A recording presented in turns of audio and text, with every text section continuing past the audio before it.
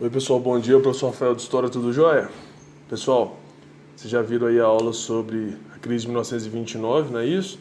Então agora vamos analisar o PET. Essa semana é o PET da semana 3, ok? Começa na página 96. Tem um texto de apoio aqui, que é mais ou menos o que foi dito na minha aula anterior, ok?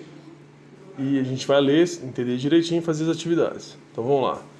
Tema: crise de 1929 emergendo dos governos totalitários.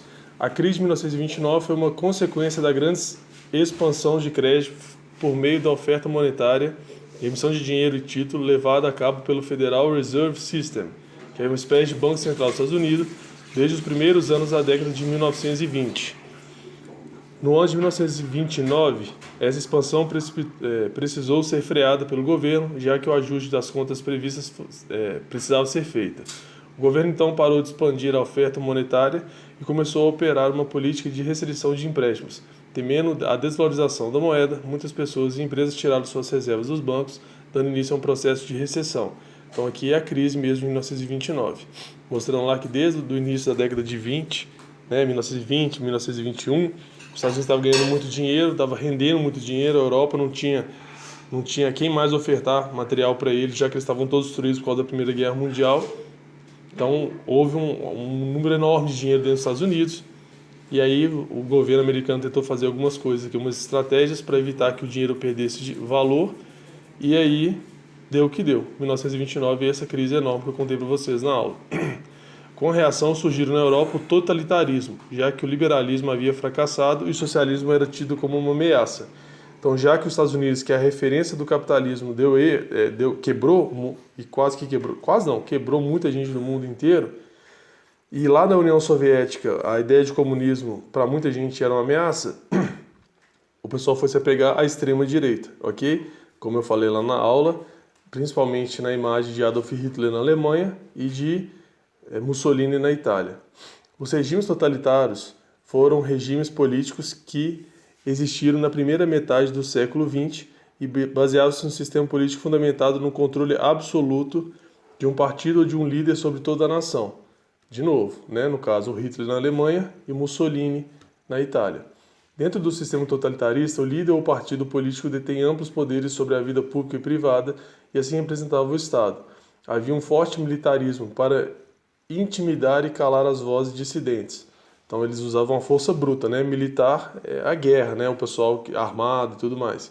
Então aquelas pessoas que eram contrárias a eles, era força física, era porrada para fazer eles calarem a boca, já que de acordo com eles o regime deles estava certo. Ainda havia intensa propaganda ideológica com o objetivo de doutrinar a população e ressaltar as supostas benfeitorias realizadas pelo regime. Dentro dos regimes totalitários, o terror era utilizado para perseguir os opositores. Dentre as características destacavam-se. Então está dizendo aqui que lá na Alemanha com Hitler, na Itália com Mussolini, em Portugal e Espanha também teve, foi usada a base da força para controlar a população e uma questão de propaganda ideológica. Então eles tentavam mostrar pelas propagandas de jornal, de rádio, de televisão, que aquele regime era muito bom, que aquilo ia melhorar o país, só aquilo que iria salvar o país. É isso que está falando. Então, dentre as características destacam-se culto ao líder. O líder era reverenciado, sua imagem era espalhada em todo o país. Então sempre teria cartaz com a imagem de Hitler ou Mussolini na Alemanha e na Itália, como se ele estivesse sempre presente em todos os lugares, para as pessoas respeitarem e terem medo ao mesmo tempo. Censura. A existência de opositores era proibida e eles eram calados à força. Então você só poderia expressar sua opinião se ela concordasse com o regime deles.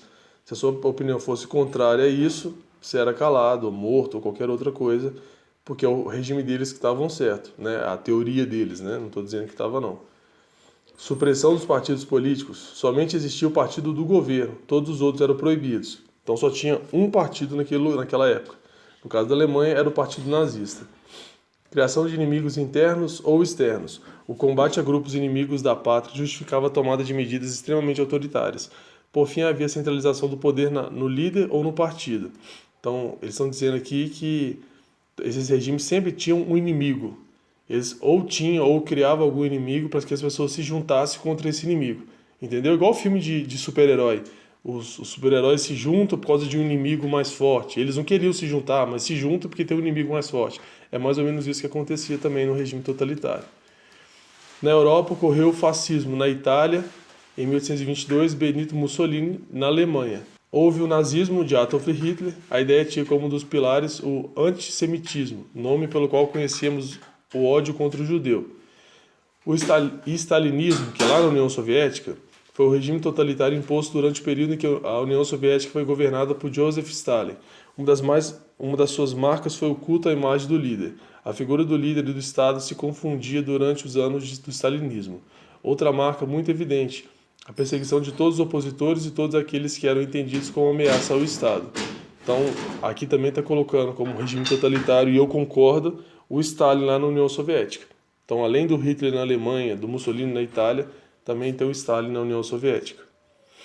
Pronto, vamos para as atividades. Número 1. Após a Primeira Guerra Mundial, vários países europeus enfrentaram uma séria crise econômica e política.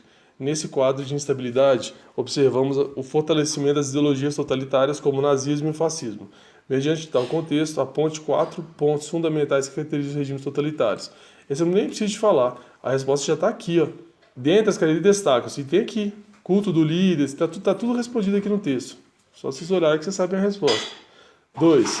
A chamada crise de 1929 caracterizou-se por um colapso no sistema financeiro mundial no período de entre guerras, isso é, o intervalo entre a Primeira e a Segunda Guerra Mundial. Tal crise também é identificada como a Guerra Franco-Prussiana, a quebra da Bolsa de Valores de São Paulo, a Guerra Civil Americana ou a quebra da Bolsa de Nova York. Então, a crise de 1929, qual foi o estopim? O que mostrou o que ela aconteceu? Então, é a Guerra Franco-Prussiana, a quebra da Bolsa de São Paulo, a Guerra Civil Americana ou a quebra da Bolsa de Nova York? Eu falei muito disso. Aí você anota aí a resposta certa. Pronto. Está feita a análise então da semana 3, ok? Qualquer dúvida, estou aqui à disposição para ajudar.